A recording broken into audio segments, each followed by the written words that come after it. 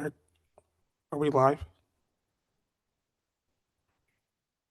Okay. Good evening, everyone.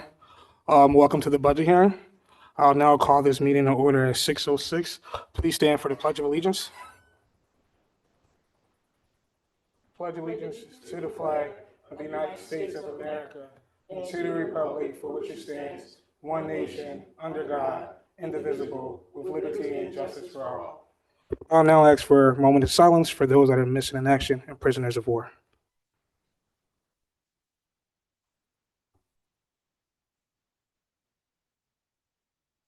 Thank you. Secretary Billups, can I please have a roll call? Sure. Secretary Billups is here. Vice President Minnick. Here. Councilor Wagner, I believe, is excused. President Tunis. Here. Councilor Banto. Yes. Councilor Andrusco. Here. Councilor Wentz. Here. Councilor Silva. He's on Zoom. He should be on Zoom. Okay. He'll be joining shortly. All right. And Councilor Blackwell will be here shortly. Councilor McNeely. Thank you. And of course, we have our Honorable Mayor Ed Brown. We have our Chief Administrative Officer Crandall Jones. Our solicitor's not here yet? Oh, Solicitors? Okay, never mind, sorry. We have our Chief Municipal Clerk, and of course, we have the officers in the back, and we have several department heads here today. And of course, all of you Upper Darby residents that are here tonight. So thank you. thank you, Secretary Billups. Next item on the agenda is rules of hearing decorum. Upper Darby residents have the opportunity to speak. Residents are prohibited from making threats, using profanity, or acting in a manner that would impede or prevent the conduct of the business of the hearing. Any person who chooses to provide testimony during the hearing and makes remarks, disrupts, or otherwise impedes the orderly conduct of the hearing, after receiving a verbal warning, may be required to leave the meeting at the discretion of the council president. I will now ask for a motion to open the public hearing. Motion. Second. Question? There's a motion and second on the floor. Comments? Yeah, it's a budget hearing, not a public hearing. Public hearing is Okay, so different. it's a So, budget hearing for the public. We will correct that. I mean, because a public hearing, you can talk about anything you want, but a budget hearing is specifically about the budget and the whole reason why we're here at this time, right? I'm aware. Thank you. So, Just checking. no, that's fine. Sure. With that being said, I will now ask for a motion to open the budget hearing. You already did that. You said it was the public hearing, so I'm trying to correct it. Good point. Yeah, You're the right. point that you brought up. Thank you. Yes, thank you. I will now ask for a motion for the budget hearing. Motion to open the budget hearing. Motion made by Councilor Wentz, seconded by Councilor McNeely. All in favor? Aye. Aye. Okay. If there's any members of the public that would like to comment on this year's budget, Sunshine Act violation, you guys didn't put it on the agenda, you just have public hearing, there's no mention of the agenda, down in the agenda number. So you can't, yeah, and you gotta check with the solicitor, this hearing might not even be allowed. Please come to the mic. so the concern to the public is we didn't put public hearing on the agenda. So the agenda requirements state that every matter that will be discussed has to be listed, and you just have public hearing. You didn't put down budget hearing, or you didn't say budget for the 2026 years and put anything down, like it's just a blank piece of paper. So your solicitor might want to answer why, because he just did, by the way, he just really screwed up in Collingdale also. That's Fine. That's not related to this budget. Yeah, well, he screwed up the Sunshine Act there. He screwed it up here, but we'll see. I mean, it's a budget hearing, but it's still subject to the Sunshine Act as soon as there's a quorum. Thanks. Right. I understand your frustrations. Solicitors are not present. If you can still provide your comment on the budget if you would like. And the solicitors, once they are here, we'll be able to see how best we can move forward. But the hearing is open. Would you like to provide comment on the budget? Yeah, so I'll take advantage. Then, if we have to do this again, we'll do it again. So in the 2026 budget, there's, again, this year, I think there's a 3% increase in the cost of benefits to the township taxpayers. That's after, I believe, over the 2 prior years, we're looking now at a cumulative, including the 3%, about 17 to 20% more that the township is paying for benefits. That's including the health insurance and the vision and dental. There is minimal to no increase for you, the council members. There's basically no increase for any of the non-bargaining employees. And this is, let me tell you what just happened to the people of Pennsylvania, and more so in the people in the southeastern region of Pennsylvania, including my personal. I just had a 27% increase in my health insurance premium. I'm not even talking about dental and vision. And the plan here, the numbers I'm about to give you include the dental and the vision. So we just went through a 27% increase, which means that next year, just for my health insurance for my family, I'm looking at over $12,000. For $12,000, at least for my wife and myself, not for my daughter, that's separate, but for my wife and my daughter, we are looking at a $17,000 to $18,000 deductible. Please let that sink in. That means we have to pay the first $17,000 to $18,000 apart from our preventative care and a few other services. But should I personally need surgery, that's what I'm looking at. I got to come out of pocket about $8,500. It's after I've been paying $12,000 for the year. That increase is on top of what you just passed as an earned income tax. So now not only do I have to pay 1% more to subsidize your health insurance to the tune of $34,000 that you give for a family. Now, I don't want to talk about the bargaining, and trust me, nobody deserves good health insurance more than our firefighters and policemen. But we can talk about how to fix that. This township is now at the point where you go out and protest no kings, but what kings did is they took from the people to support their own benefits, their own salaries, their own court. The Cadillac plan that this township offers is unsustainable. And you don't even have to make you don't have to make major changes to the plan to bring down the cost. Every single employee of Upper Darby Township deserves a good health insurance plan. No one's debating that. No one's saying that they have to go to my HMO with a $17,000 to $18,000 deductible. But it has to be reasonable. Your health insurance has to be reasonable. I understand nobody up here is getting rich being a mayor, being a township council member. Nobody's saying that. But nor should you be getting a big fat health insurance that includes dental. I didn't even include my dental in that. Add in my dental, add in vision. I don't even get vision. I go to America's Best Vision. It's $100, $120. I get 3 years of free exams. Woohoo! And then I buy my glasses on Zenny. $77. That's what you guys could get for $77. So not only is it unjust, it is financially irresponsible to continue down this road. Now, Mr. Jones has switched over to another broker. I don't know if it's going to be any different. They just take their money.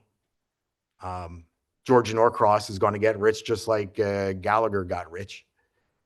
And meanwhile, the township people, the township taxpayers are going to pay this. It's going to be more money out of our pockets to support a health insurance plan that is so far beyond what any of us can get, unless you work for Microsoft or Google. It's completely financially unsustainable. And this township, this administration, I've been up here.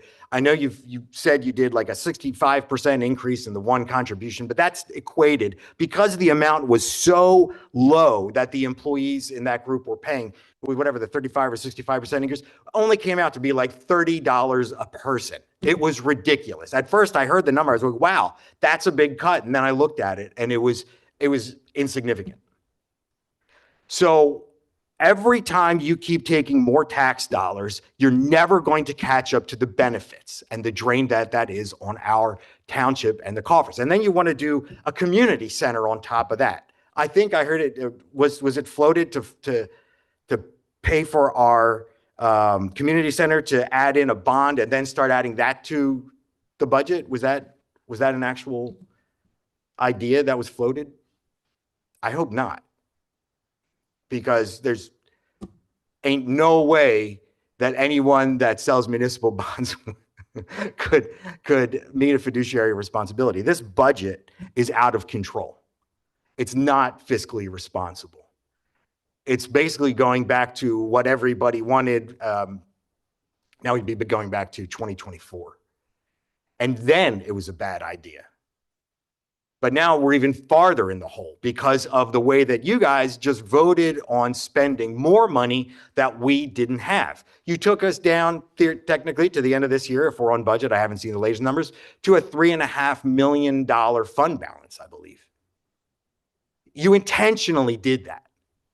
That means you intentionally made a very bad financial choice.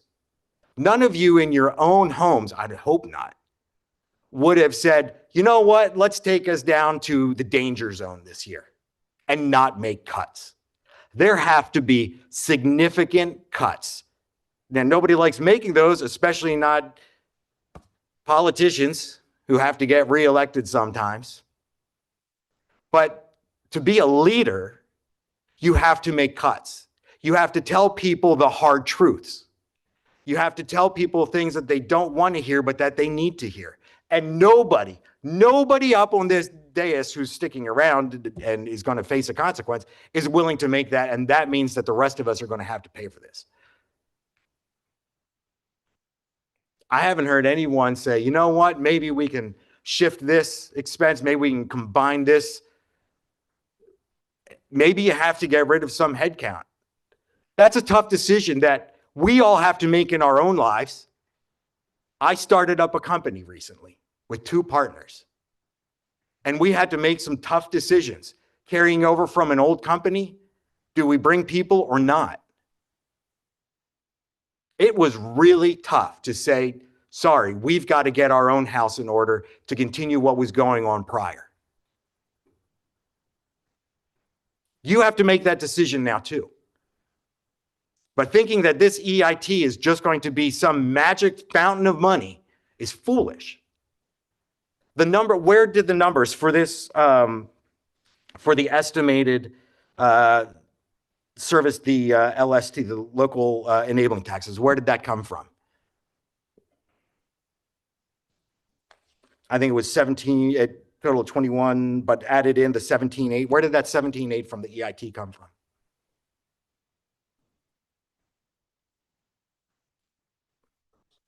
CAO. From our financial advisors. And when did they do that study? They did it again right before as we were preparing the budget. Yes.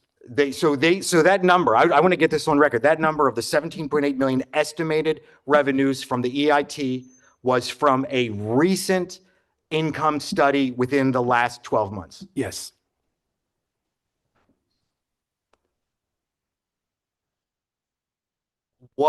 How was that the same number then from the 2021 study? That is the estimate, the safe estimate they gave us from the study that they did. I know it was maybe a couple of months ago, at least. So they did a study on recent, after the closure of Crozier, and they said Yes. 17. Yes. And if that turns out not to be true, what should be the consequence? We'll make the necessary adjustments. No, I mean, if your statement was untrue. Well, my statement is not untrue. That's what's happened. So if I do a right to know, I'll be able to get that study. If you're looking for a document, yes, you'll be able to get it. Okay. Because recently I did another one on another expense that just kind of disappeared. There's apparently a lot of uncollected bills also that need to be collected for the township. When I did a right to know, I asked for all payments that were made to the township to pay for the overtime and time that the police had to do at some of the public events.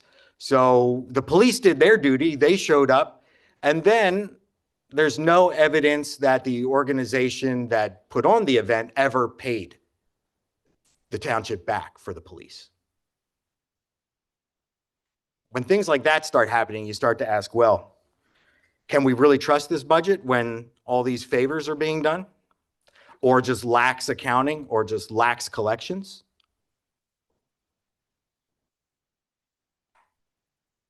This township is headed down the road of Chester. And you can't tax yourself to prosperity. You can't take more from the people that live there and expect to have a better result for the people that live there. I know I'm just screaming at the wind, and when I walk out of here, I'll tell you all to get off my lawn. But that's where you're headed. Remember, there was all sorts of cheering being done after elections, after parties, after events, as Chester went down the drain. No one sat there and said, oh my gosh, we're all doing the wrong thing. They all thought they were, or tried to convince people they were doing the right thing. They're now at a, what, 3.7% income tax? Things ain't getting better in Chester. I'm going to do that right to know. And I'll tell you right now, if that turns out that what he just said was untrue, that would be one more falsehood that was said on the record, including the things in court. And I would say that Mr. Jones should be removed of his duties. Thank you. Thank you, Mr. Damasi. Any residents that would like to comment on this fiscal year 2026 budget? Yeah, you can come up. Oh, no, that was for the public hearing for the council meeting at 7. You don't have to sign up. You're free to Okay. walk up. Apologize.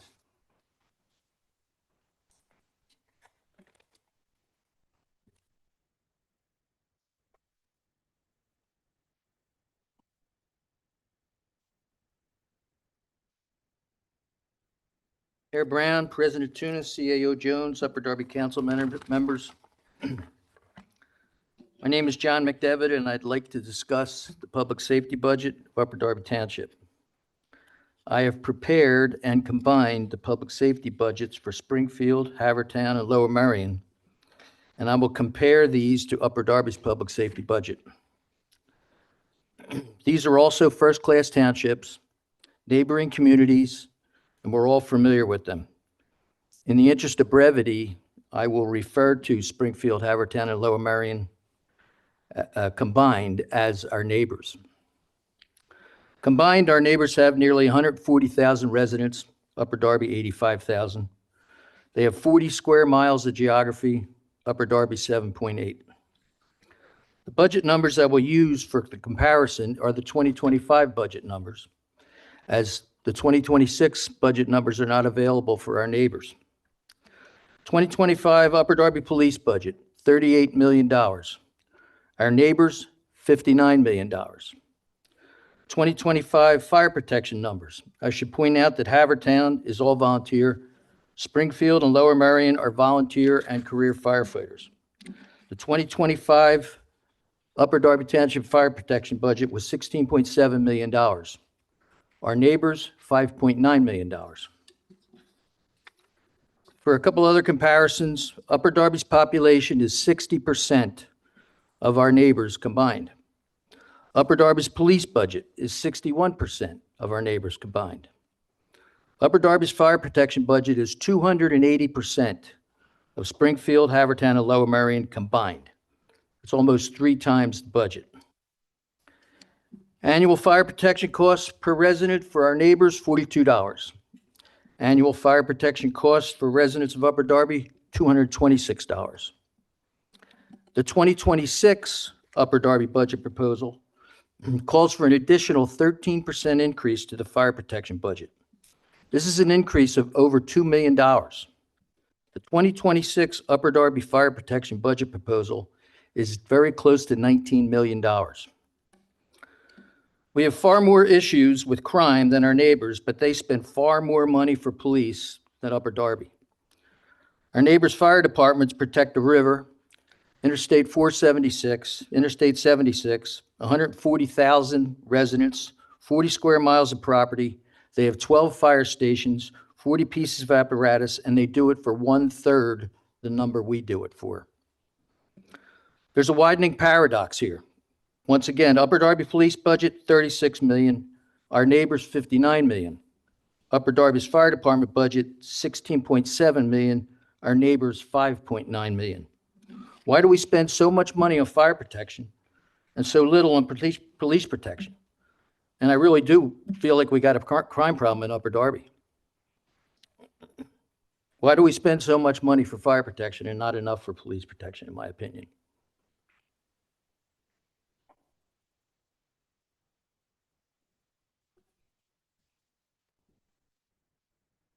Anybody want to answer that? Sorry, this is designed for you to provide comment, but seems like the mayor would like to answer your question. I mean, there is a study that's going to be released for the fire protection, and CAO Jones, if you want to elaborate on the extent of that study to really look at all aspects of fire protection in Upper Darby, and if we are right-sized based on the houses that we have, the number of firefighters, and the combination volunteer and career. So CAO Jones can speak to it with more detail than I can. I'm sorry. Yeah, that study, we're anticipating council getting an executive presentation on that at the next council meeting.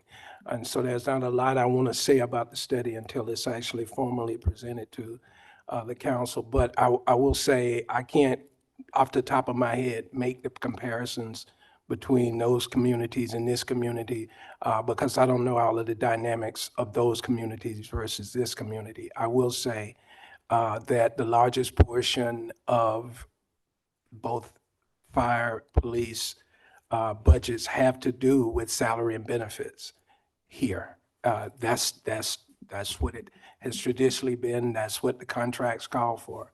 And so when you see, whatever our budget is, the largest portion of it is salary and benefits. I don't know why it's different in those other townships. Maybe they might have more regional collaboration. They might not run as many calls as we run. They might not have 5 firehouses worth of equipment. I don't know. I'd have to see that information. I actually make an educated response to you on that. And I'd be happy to look at it and respond to you. Okay. Anybody else have anything to say? Just one more personal observation. This is, I think, the 3rd budget meeting I've come to. And I came here in 2019, and I spoke for 4 minutes. And there was a 20-minute discussion amongst the council members following my 4 minutes. And I don't see that happening in this council. So, just pardon me, don't have the floor. Thank you. So this is just for a hearing. It's designed for residents to comment. And council will get to deliberate and discuss this prior to the voting. We're not taking any action tonight. And even the following meeting, we're just voting to introduce it. So I'm sure many of my colleagues will have comments and want to discuss prior to voting on the budget. But it's hard to make that determination without hearing from the public as well. Okay. All right, thank you. Are there any further members of the public that would like to comment on fiscal year 2026 budget? Are there any members of the public that would like to comment on fiscal year 2026 budget? For the record, I had already done a right to know request as of September 19th, and there was no salary information estimates from last year. Thank you. Thank you, Mr. Demasi. Are there any comments from members of the public on fiscal year 2026 budget? Are there any members of the public that would like to comment on fiscal year 2026 budget? Are there any members of the public that would like to comment on fiscal year 2026 budget? Seeing none, I will now ask for a motion to close the fiscal year 2026 budget hearing. Motion to close the 2020 budget hearing, Second. 2026 budget hearing. Motion made by Secretary Billups, seconded by Councilor Banta. There's a motion and second on the floor. Any comments from members of the public? Members of council, I apologize. Seeing none, I'll now ask all in favor. Aye. Aye. I'm going to abstain because I shouldn't have voted to open it since It violated the home rule charter, so, or the, That's an opinion. The heading of the, it is in my The heading opinion. of the I am agenda- speaking, and you didn't, not only was it not on the agenda correctly, but it was on the website for 7 o'clock tonight, mixed in with the committee meeting tonight. It didn't even have its own slot for budget hearing at 6 PM tonight. So there's misrepresentation there as well. So I'm an abstain on that one. Thank all you. right, thank you. There's no further comments from members of council. Just one more time, all in favor? Any opposed? I abstain. Abstain, seeing none. The public hearing for the 2026 fiscal year budget is now closed. Thank you.